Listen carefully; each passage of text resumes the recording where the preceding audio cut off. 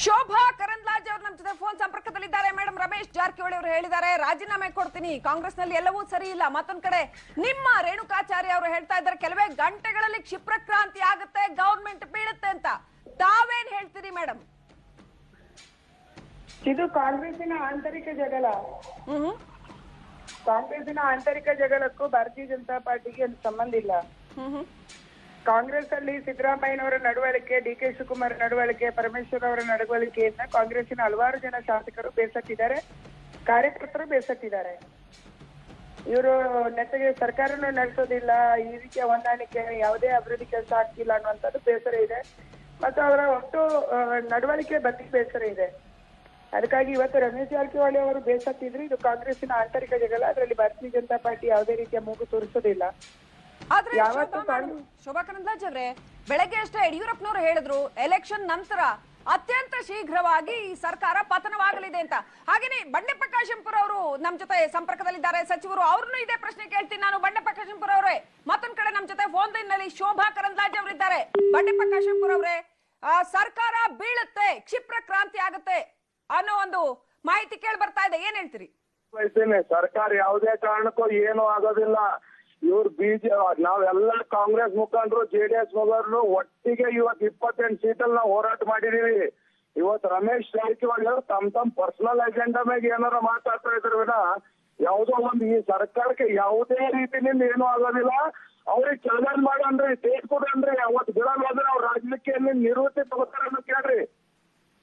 ಸ್ವಲ್ಪ ಕಾದು ನೋಡಿ, ಕೆಲವೇ ಕ್ಷಣಗಳಲ್ಲಿ, ಕೆಲವೇ ಗಂಟೆಗಳಲ್ಲಿ ಕ್ಷಿಪ್ರ ಕ್ರಾಂತಿ ಆಗುತ್ತೆ ಅಂತ ರೇಣುಕಾಚಾರ್ಯ ಹೇಳ್ತಾ ಇದ್ದಾರೆ.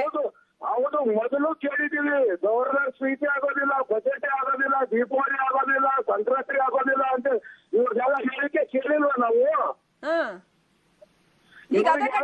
ಇವ್ರಿಗೆ ಒಂದ್ ಮಾತಾಡ್ತೀನಿ ಕೇಳಿ, ಇದು ಏನಾಗೋದಿಲ್ಲ. ಎಲ್ಲಕ್ಕಿಂತ ಡೆಮೋಕ್ರಸಿಯಲ್ಲಿ ನಮ್ಮಲ್ಲಿ ಮೆಜಾರಿಟಿ ಇದೆ. ಮತ್ತೆ ಎರಡೂ ಪಾರ್ಟಿಗಳು ವರಿಷ್ಠರು ಇಬ್ಬರು ಸಂಘಟನೆಯಲ್ಲಿ ಒಳ್ಳೆ ರೀತಿಯಲ್ಲಿ ಹೋಗ್ತಾ ಇದ್ದಾರೆ. ಯಾವ್ದು ಕೆಳಗಡೆ ಏನಾದ್ರು ಸ್ವಲ್ಪ ಹೆಚ್ಚು ಕಮ್ಮಿ ಇರ್ಬೋದು. ಇವತ್ತು ರಮೇಶ್ ಜಾರಕಿಹೊಳಿ ಅನ್ನೋ ಪರ್ಸನಲ್ ಅಜೆಂಡಾ ಯಾರಿಗೂ ಗೊತ್ತಿಲ್ಲ. ಡಾಕ್ಟರ್ ಉಮೇಶ್ ಜಾಧವ್ ವಿಚಾರದಲ್ಲೂ ನೀವು ಇದೇ ತರ ಡಿಫೆಂಡ್ ಮಾಡ್ಕೊಂಡ್ರೆ, ಆದ್ರೆ ಅವ್ರು ಹೊರಗಡೆ ಕಾಲಿಟ್ಟು ಬಂದು ಇದೀಗ ನಿಮ್ಮ ಅತ್ಯಂತ ಪ್ರಮುಖವಾದ ಪ್ರತಿಸ್ಪರ್ಧಿ ಎದುರಾಳಿ ಆದ್ರು. ಈ ಚಿಂಚೋಳಿ ಸೀಟ್ ಬೈ ಎಲೆಕ್ಷನ್ ಬಂದಿದೆ, ಇವತ್ತು ಮತ್ತೆ ಗೆಲ್ಕೊಂಡು ಬರ್ತೀವಿ. ಆದ್ರೆ ನಿಮ್ಮ ಅಭ್ಯರ್ಥಿಗಳನ್ನು ಕಳ್ಕೊಳ್ತಾ ಇದ್ದೀರಿ. You are losing your party members. Congress is losing their party members. ಹಾಗೇನಿಲ್ಲ, ಕೇಳಿ ನಿಮ್ಗೊಂದು ಮಾತು ಹೇಳ್ತೀನಿ. ಇವತ್ತು ಭದ್ರ ಇದೆ. ಇವತ್ತು ನಮ್ ಸಂಖ್ಯೆ ಬಲದಲ್ಲಿದ್ದೀವಿ, ನಾವೇನ್ ಸಂಖ್ಯೆ ಕೂಸುದಿಲ್ಲ. ಇವ್ರು ಇವತ್ತು ಬಂದು 10 ತಿಂಗಳಲ್ಲಿ ಎಷ್ಟು ಸಲ ಇವತ್ತು ಬಿದ್ದೋಗುತ್ತೆ, ನಾಳೆ ಬಿದ್ದೋಗುತ್ತೆ ಹೇಳಿ.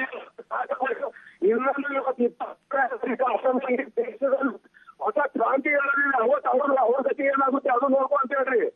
ಒಂದೇ ಒಂದ್ ಸೆಕೆಂಡ್ ಸರ್, ದಯವಿಟ್ಟು ಸಂಪರ್ಕದಲ್ಲಿರಿ. ಶೋಭಾ ಮೇಡಮ್ ಕೂಡ ಲೈನ್ ಅಲ್ಲಿ ಇದ್ದಾರೆ. ಶೋಭಾ ಕರಂದ್ಲಾಜೆ ಅವರೇ, ಬೆಳಗ್ಗೆ ಯಡಿಯೂರಪ್ಪನವರು ಹೇಳಿದ್ರು ಸರ್ಕಾರ ಪತನ ಆಗೋದು ಖಚಿತ, ಇನ್ನು ಕೆಲವೇ ಗಂಟೆಗಳಲ್ಲಿ ಏನು ಆಗ್ಬಹುದು ರೇಣುಕಾಚಾರ್ಯ ಹೇಳ್ತಾರೆ.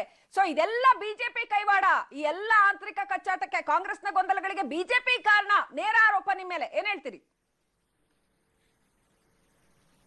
ಆಲ್ ರೈಟ್, ಪದೇ ಪದೇ ಸಂಪರ್ಕ ಸಾಧ್ಯ ಆಗ್ತಾ ಇಲ್ಲ ಶೋಭಾ ಕರಂದ್ಲಾಜೆ ಅವರ ಫೋನ್ ಸಂಪರ್ಕ. ಬಂಡೆಪ್ಪ ಕಾಶೆಂಪುರ ಅವರೇ, ಈ ಎಲ್ಲ ವಿಚಾರಗಳಿಗೆ ಕಾಂಗ್ರೆಸ್ನ ಮಿಸ್ ಮ್ಯಾನೇಜ್ಮೆಂಟ್ ಕಾರಣ. ಕಾಂಗ್ರೆಸ್ ತನ್ನ ಗೊಂದಲವನ್ನ ಬಿಗಿನಿಂಗ್ ಅಲ್ಲೇ, ಆರಂಭದಲ್ಲೇ ಬಗೆಹರಿಸಿಕೊಳ್ಳದೆ ಇರೋದು ಕಾರಣ. ರಮೇಶ್ ಜಾರಕಿಹೊಳಿ ಅವರನ್ನ ಬೆಳಗಾವಿ ಪಾಲಿಟಿಕ್ಸ್ ನ ಸರಿಯಾಗಿ ಮ್ಯಾನೇಜ್ ಮಾಡದೇ ಇರೋದೇ ಕಾರಣ. ಏನ್ ಹೇಳ್ತೀರಿ?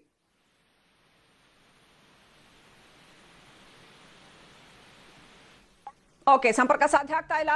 ಒಟ್ಟಾರೆಯಾಗಿ ರಮೇಶ್ ಜಾರಕಿಹೊಳಿ ಅವರು ಬೆಳಗ್ಗೆ ಮತದಾನ ಮಾಡಿದ ನಂತರ ಕೊಟ್ಟಂತಹ ಒಂದು ಹೇಳಿಕೆಯಿಂದಾಗಿ ಇಡೀ ರಾಜ್ಯ ರಾಜಕಾರಣವೇ ಒಂದು ರೀತಿಯಲ್ಲಿ ಅಲ್ಲಿ ಸಂಚಲನವನ್ನ ಕಾಣಬಹುದಾಗಿದೆ. ಚುನಾವಣೆ ಆದ್ಮೇಲೆ ಕಾಂಗ್ರೆಸ್ಗೆ ಬೆಂಬಲ ಕೊಡಲ್ಲ ಅಂತ ರಮೇಶ್ ಜಾರಕಿಹೊಳಿ ಹೇಳಿದ್ರು. ಅಷ್ಟೇ ಅಲ್ಲ, ಪಕ್ಷ ಬಿಡ್ತೀನಿ ಅನ್ನುವಂಥದ್ದನ್ನ ಬಹಳ ಸ್ಪಷ್ಟವಾಗಿ ಹೇಳಿದ್ರು. ಬಿಜೆಪಿಗೆ ಹೋಗ್ತಿರೋ ಇಲ್ವೋ ಅನ್ನೋ ವಿಚಾರದಲ್ಲಿ ಇನ್ನೂ ಕೂಡ ಅವರು